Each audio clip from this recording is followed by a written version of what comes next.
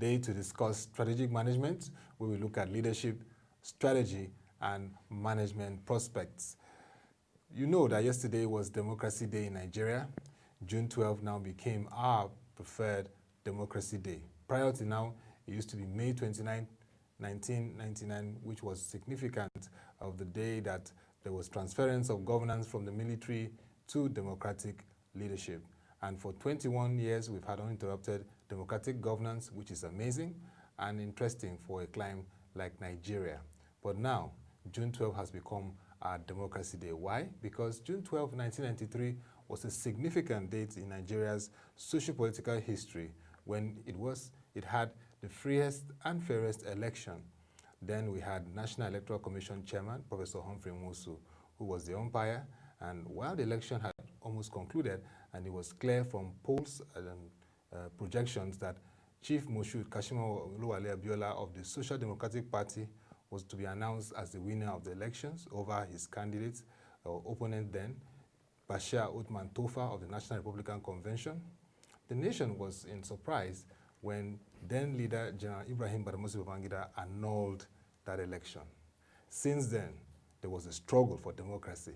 Resilience, cohesion, coordination, and cooperation was the key word for all the activists, and that continued beyond the junta, military junta of late General Sani Abacha, down to the administration of General Abdulsalam Abubakar, who was very quick to ensure that we had a transition to democratic rule. And today, democracy has come to stay. To join this conversation as we continue on this Democracy Day, looking at strategic management, and also looking at what is very critical to now, key skills that we need beyond 2020. Those skills are relevant now, but beyond 2020, those are key skills to watch, is Mr. John Wesey, a strategic management consultant and CEO of Psyntech Nigeria Limited. Nice to have you, Mr. John Wesey. Also, thank you very much. Thank you, and yes. Happy Democracy Day. Yeah, we're still in the season of Democracy Day. I mean, you used to talk about the experience then. That was a massive movement for change and democratic process from June 12, 1993. The resolve was so strong. I mean, share your experience a bit in that period, because I know that a lot of us were quite young then, but you will have a very good memory and experience of how that June 12 birthed what we have today as democracy. Thank you, Otto. You know, incidentally, I was reading the letter that the late Chief MK Abiola wrote to Chief Gani Fawemi, when it was alleged, while he was still in detention, that he had deserted the people and the mandate. You know, I think somebody can debate with me, all right? By virtue of, again, when history is playing itself, and somehow by stroke of destiny, I'm talking about myself now, as young as I was, I had met Chief MK Abiola. Please tell us the experience. I mean, here is it's always a unique experience. This man is a great man. Wow. Very intelligent. Now, I met him while I was in secondary school. Very interesting. While he was the proprietor of Abiola Babes. Now, yes, Abiola Babes, club, yeah. Yes, the football club was training in my school. I was in a boarding house then because I schooled in Abeokuta. Yeah. So when history is playing itself, you know, and at that time, you needed to see him talk. Even when he talks to his coaches or when he talks to the players, he is talking about somebody who understands what he's talking about. So I remember I had to ask one of the players then Friday Ekpo was still... Oh, Friday Ekpo from my state, a good midfielder. Yes, I mean, Friday Ekpo was playing for Abiola Babes then. We were still in secondary school. I had to ask him, I said, is this guy I was asking if Chief was a footballer or a coach. He said, no, that you need to enter his car. When you enter his car in those days, you will see what? Books on football and coaching. Now, to come back to your question. He was well read. Very well read. This guy was well read. And he reached out to everybody. It doesn't matter where you come from. Now, if you read that letter that I made reference to earlier, he was quoting the Quran, he was quoting the Bible. So he knew what he was talking about. It's unfortunate that that event the annulment. By the way, it was Nwosu that annulled Also, it wasn't Wu. okay. It was Professor General Humphrey. Babangida announced that he was Yes, so yes, it was Humphrey Nwosu. It was just good to mention Professor the person Humphrey was the Nwosu chairman that of was NEC. actually who annulled I take that correction, yes. this thing. So anyway, so that's what happened. Now that period, I was already working, you know, and I knew what some of us did, what we said about that season. Now what you find out is that was a leader we missed. Probably, somebody could say it's debatable, but probably the best leader Nigeria could have had. I say that without equivocation. Probably, because any area of human endeavor you talk about, he was there. MKO was there. Media, agro, engineering. He was a chartered accountant. So like I was saying, and I met him, and you know, when he talked, and during that campaign period, though I was a young man still working, I knew some of the things we did to make sure that here was a man we needed to take us to our next level in the journey of our nation. And his campaign slogan was Hope 93. It's hope. I can't forget it. We're still talking about hope. Till today. Till today. I can, even the slogan, the music of the slogan of that time is reverberating within me, in my mind. So yes, 21 years into our next phase in democracy, uninterrupted, we've made some strides. It is not good enough, but I still think democracy is better. If you look at that era then, the leaders then and now, what has changed significantly? The difference between Chief MKO Abiola, right, and the current crop of leaders that have led us from 1999 to date was service. He was not interested in what to amass. He wasn't interested in it. He only wanted to serve his people. That was the passion that was driving him. Now, if you look at then, him and the crop of politicians we've had to date, the difference is too clear. Look at the quality of people we have at the National Assembly.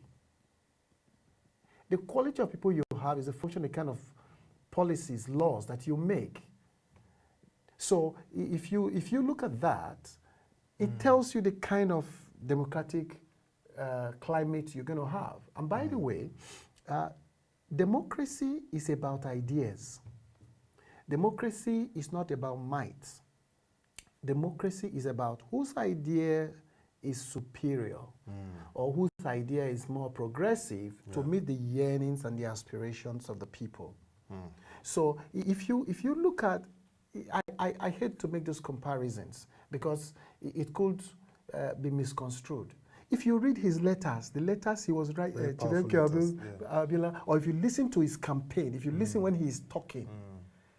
So this famous interview Mr. John Momo then had with him during that period of the struggle after the election where he was pushing for his mandate, and they asked him clearly about his mandate, and he spoke clearly that he was not going to renege on his mandate. Yes. And this is a man that lived and even died with his mandate, not relinquishing for anything.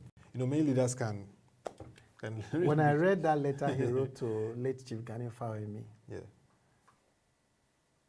he still called IBB in that letter, in spite of what IBB did to him. He said, my personal friend. I was touched. And he ended that letter to Chief Gani Fawemi and said, I love you. You don't know me much. But the little you know, I have not reneged on my mandate. I have not deserted. I love you. You know, when I read that letter again, I just told myself, God, we need such leaders. The current crop of leaders cannot give us that. They can't hold on to a mandate. They cannot take us. They cannot take us. The laws, everything. They cannot take us to the kind of place that you and I aspire to. But we must make use of what we have. You get my point? Yes, because when you said they can't, these are the real leaders we have at the moment. So unfortunately, it is the truth. Good transition process because the future generation leaders have to be on track, but there has to be that precedent. That brings me to a question I want to ask you. We have referenced a lot of political economies as good templates of industrialization and development. Does democracy, the nexus between democracy and development, China is not a democracy like us. Singapore is not a perfect example of democracy like us. The US is described as, okay, a good representative democracy. The UK has some form of it, but we see still the challenges in those systems. When you look at Nigeria's democracy and the issue of leadership and strategy, what would you be saying we should begin to evolve to see more entrenched in our system? It doesn't matter what you practice. It does not matter what you practice. Whether it's democracy or whatever. Trust me. It has to do with the values. Human rights is also very, okay, let me leave it to go on. It has to do with values.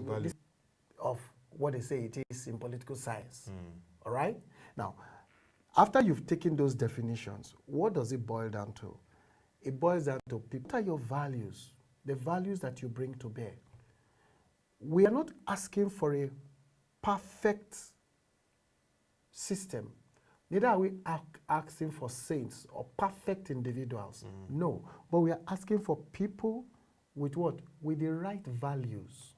When you come with the right values, okay, into leadership, which is why I say it doesn't have to do with democracy, into leadership, those values are the things that drive you to make sure that the things you have promised to do for the people, whether it's in public governance or in private governance, okay, those values are what helps you to still maintain some level of sanity for the development that you're looking out for, okay? So whether it is democracy as it is called in the Western world, or communism, or whatever.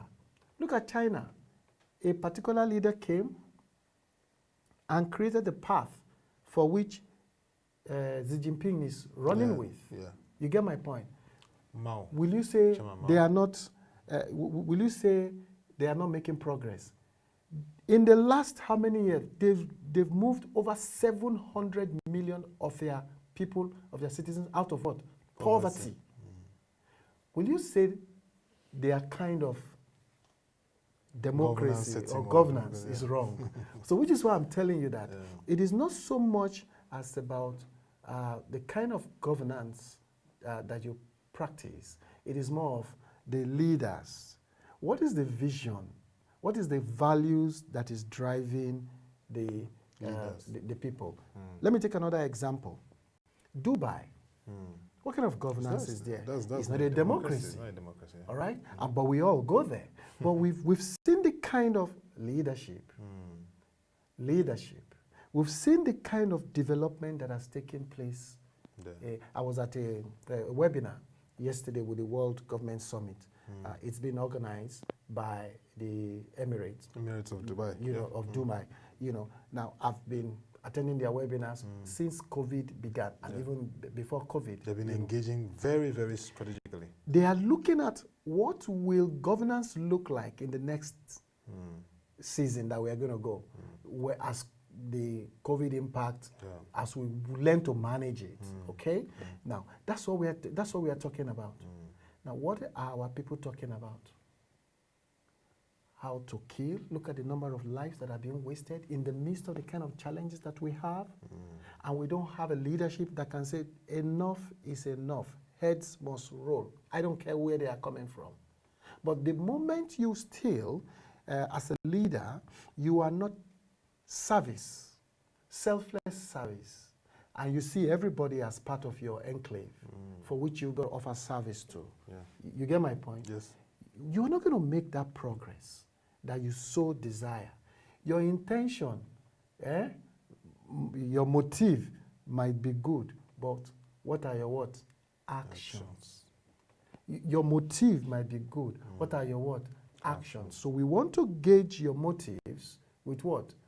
With your actions. So that tells us the result. Again, because I also teach leadership in session, we always tell people, for you to be an effective leader, you need to first understand who you are and the people that are around you. You need to first self-manage. Okay, self-awareness, self-manage. We talk about self-mastery. You need to first of all self-manage yourself You need to learn how to self-manage who you are before you can manage other people. That's what we are talking about. That they can't even manage themselves. None of us is perfect. We are all a work in progress. However, what are your core values? Have you discovered who you are to the extent that you are willing? We talked about feedback the other time. You are willing to receive feedback and you don't see it otherwise as your authority being challenged. Or a pull-down syndrome. But that's the kind of people, that's the kind of, the crop of leaders that we have today. By the way, Otto, let me, this Democracy Day I'm passionate about it. I love democracy. Yeah. We've made, in the last 21 years, trust me, we've made more strides in infrastructure development than when we were in the military. More strides in infrastructure? So some of us who want to have democracy continue. Yeah. Some of us who want, at least those of us who are old enough to know. So we want to have democracy continue. We don't need a military guy to come and be whipping us into shape to get things done. Yeah. No, we do not need that. Yeah. Now we can look at the military and have engagement with them and disagree with them. Could you do that before? No, you couldn't do that. Because all of a sudden they are beginning to understand their position in what? In society, in governance. Yes. The Joint Chief of Staff of the US came to global television, to his nation, and apologized to say, I am not supposed to be at the event where the president went and did a Photoshop with what? Is it a photo show? In the church. At the church. No. We are members of the military. We are political. As your Joint Chief of Staff, I do apologize. That's leadership. Professionalism. That's professionalism. He is being driven principally by the values of what? Of the institution that he represents. So that's what democracy is. Yes. The President Trump may not like that. He certainly wouldn't. But the institutions and the values must be sustained. Must be sustained. If not, so that's what creates progress. Yes, yes. That's what creates development. You get the point? Yeah. That's what creates, we all talk about, however bad things may be, we've made some progress, but we can do more. We can do more. And you've talked about the issue of the values and the personalities and the strategy, because values are very important. And that's one thing that we will hope to discuss in subsequent editions. What are the values? What can you derive? Because that's what I was trying to ask yesterday. What is the philosophy of your party, ruling party, or Progressive Congress in terms of economic strategy? And what I was hearing was that they're looking at this period more of protectionism and managed economy approach. That's what I heard from the Buhari Media Organization. And of course, engaging the major opposition party, People's Democratic Party, the need to give that alternative. Because globally today, if you look at opposition parties, it's not just more of reacting to what ruling governments are saying, but provide an alternative economic strategy. It's hard work, but the major thing you said is value. Values are very important. That's what we should be voting, philosophy and values, not okay because I like the person or maybe the person is a fellow tribe person or so. And I hope we'll come to that maturity.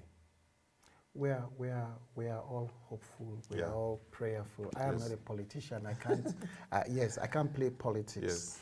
The reason I cannot play politics is because I keep telling people in a layman's language, I can't say white and call it black.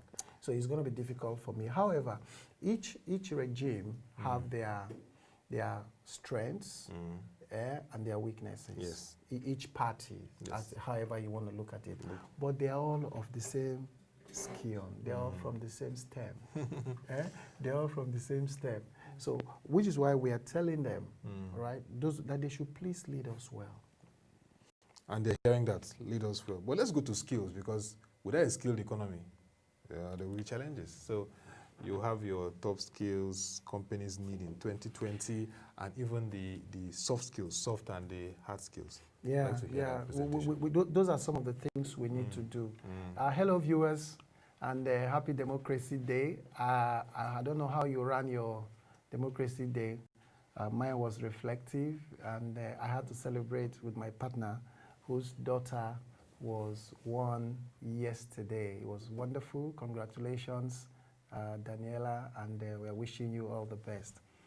During my last conversation with you on growth mindset, I talked about the need for us to understand how people with growth mindset, how do they respond to feedback?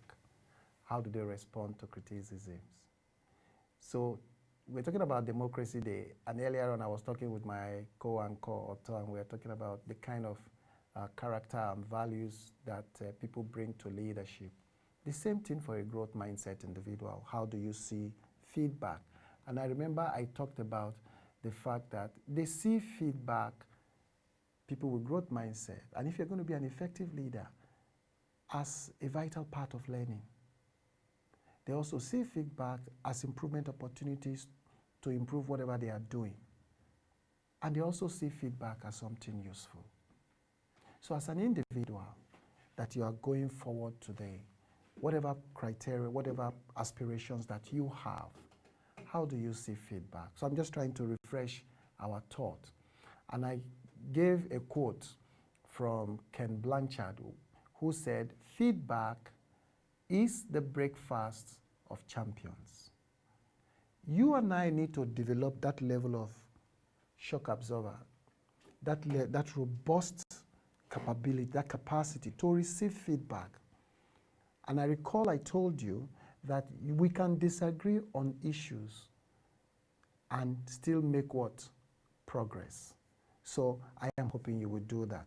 Today, my producer had actually told me that he wanted us to talk about what are the skills as published by LinkedIn that are required in 2020. The truth is that these skills, both soft and hard skills, are very vital. And one of them, I'm going to talk about them very shortly. What are the skills companies need most in 2020? Let me say something. You need to be contextual. While this list is true, you need to look at your domain and you need to look at your climb, the industries in your climb, and your current capabilities. Which one do you need to do a deep dive on? Very important. Creativity. The top 5 soft skills. Creativity, persuasion, collaboration, adaptability, and what? Emotional intelligence. Now let me take each briefly. What's creativity? Your ability to move, I am paraphrasing, this is my own definition. Creativity is your ability to leave your comfort zone and do something that you've not done before to produce a stellar result or a stellar performance. Creativity is to see things from a completely different perspective towards a desired end. Are you flexible enough to take ideas out of a linear situation? Because our creative ability, there is actually a test that we can conduct on you as an individual to test your creativity reception, your ability to be creative. Persuasion. Persuasion, again, has to do with communication. Why do you need persuasive skills? Today, we have a different demography of individuals. And the way we communicate with each demography, depending on which generation you belong to, differs. Because people are now knowledgeable, you need to develop stronger persuasion skills compared to when you were in the season in the 80s or in the early 90s, as we are today. People are more knowledgeable today than they were yesterday. So you need to develop strong persuasive skills for people to understand what you're doing, for people to buy your idea. So you need that in your conversation. You need that in your work in the office. Collaboration. Today's governance is not about domination. It's not about suppression. It's not about oppression. It's not about intimidation. For you to move ahead today, you need to understand, you need to have more of what? Collaborative skills. And that's what you see we are lacking in the public space, our current leaders in the public sector. You need to collaborate more so that you can achieve more. The era of command and control is gone, Otto. And that's why we are telling people you need to develop your collaborative skills. Adaptability, because there is a massive change taking place, like we've seen in the last 4 months, okay? Because there's a massive change taking place, 4 to 5 months. Guess what? You need to develop these skills. Your ability to change. Your ability to change. Your ability to quickly swing into action. Today, people have changed from face-to-face training session, face-to-face meetings to what? Virtual meetings. Thank God we already had the technology and the infrastructure to do that. So, how adaptable are you to change? That's very important because things are changing. Human beings are changing. People are more knowledgeable today than they were yesterday. So ideas may come from avenues or channels you and I have never thought of before. So you need to know, you need to go develop that as quickly as you can. Even when you are the leader, leading your true intelligence, your ability to show, to demonstrate empathy, to relate with other people's situation. So you need these soft skills, your ability to respond. You need these soft skills to thrive today. Now, on the hard skills, these are the strong technical skills. You talk about blockchain. What is blockchain? These are new modes of what? Payment or of transactions today.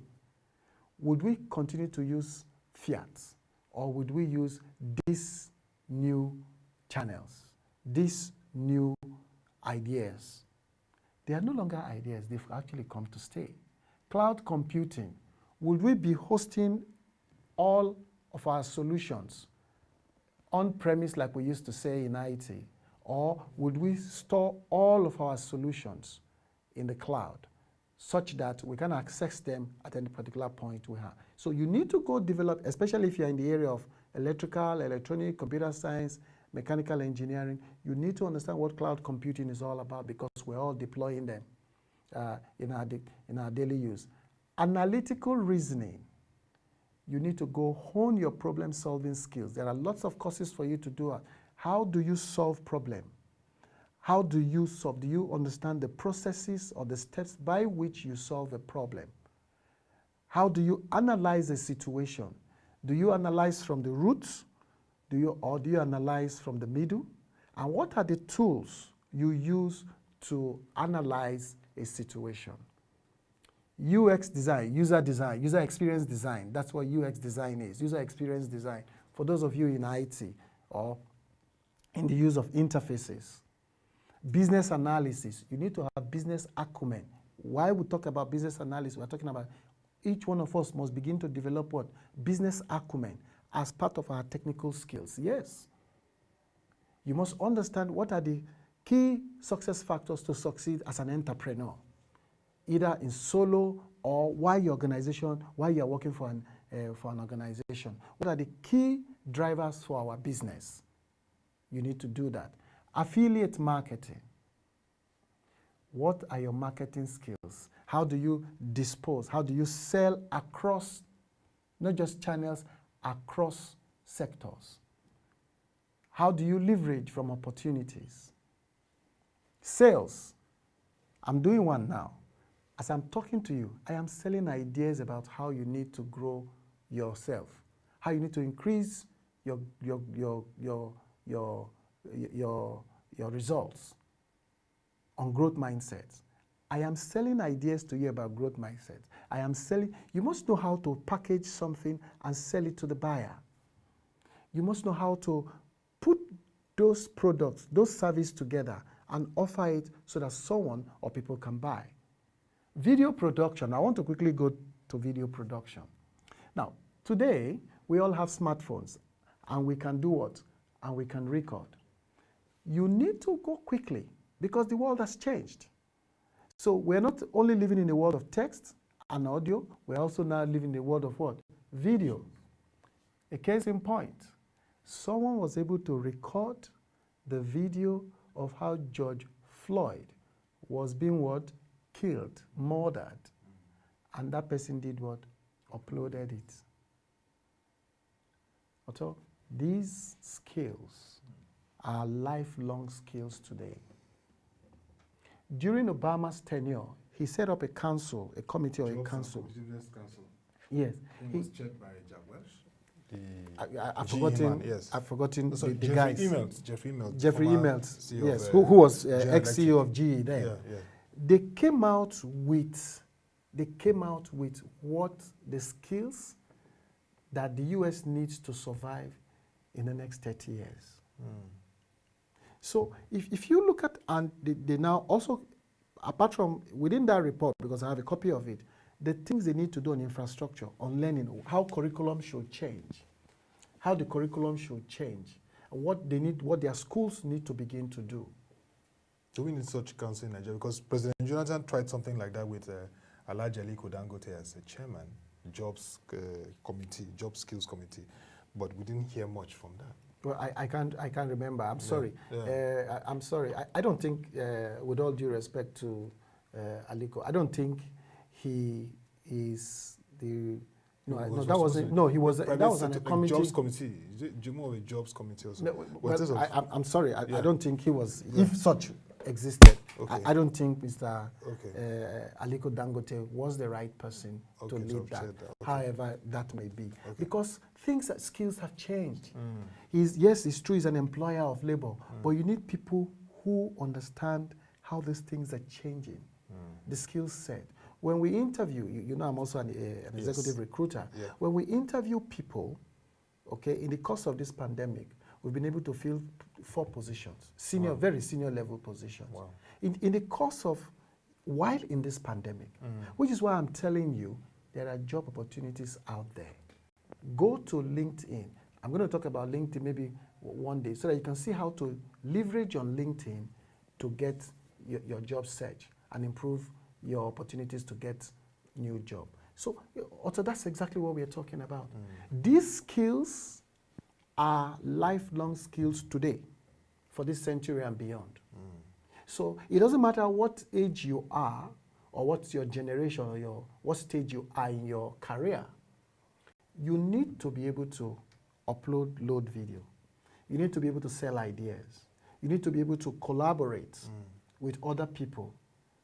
Because today, knowledge is dispersed. Yeah.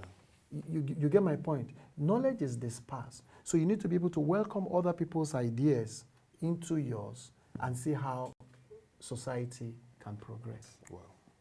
I mean, these skills are very, very critical. I was looking at it and looking at the ones I also have to refresh because everybody has to be competitive.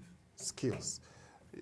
Degrees are good. I mean, MSc, Masters, BSc at the first level, university, even HND, OND, PhD.